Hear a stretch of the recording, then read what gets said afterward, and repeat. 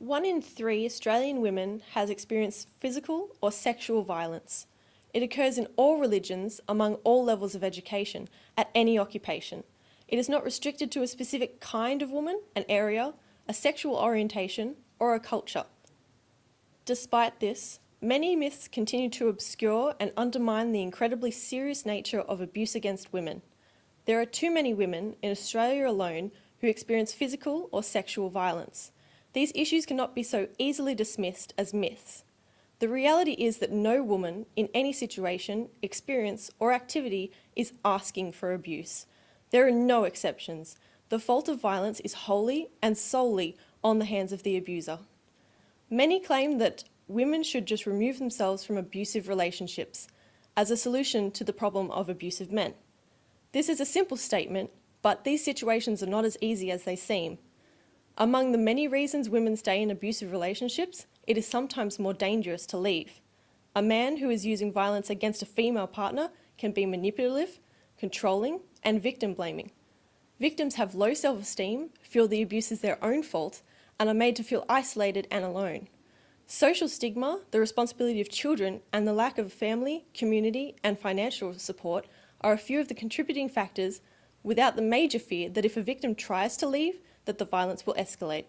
To add to this, men who commit violence against women are not restricted to one woman alone. Regardless of whether the abuser is a co-worker, partner, or family member, there is no guarantee that even if one woman manages to escape, that another will not take her place. This issue needs to be dealt with at its core, not with just a victim. Men could dismiss violence against women easily.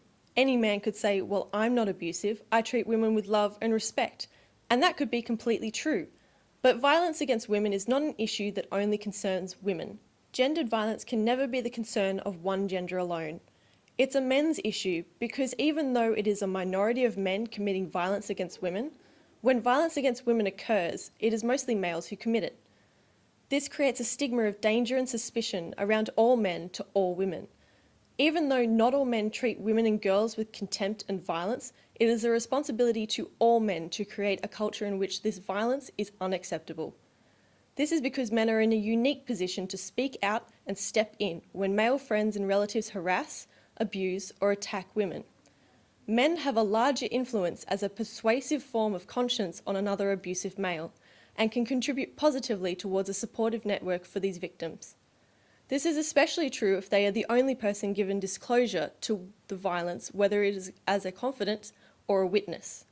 With issues as wide and prevalent as violence against women, these campaigns need to be not set up as a further encouragement of men versus women.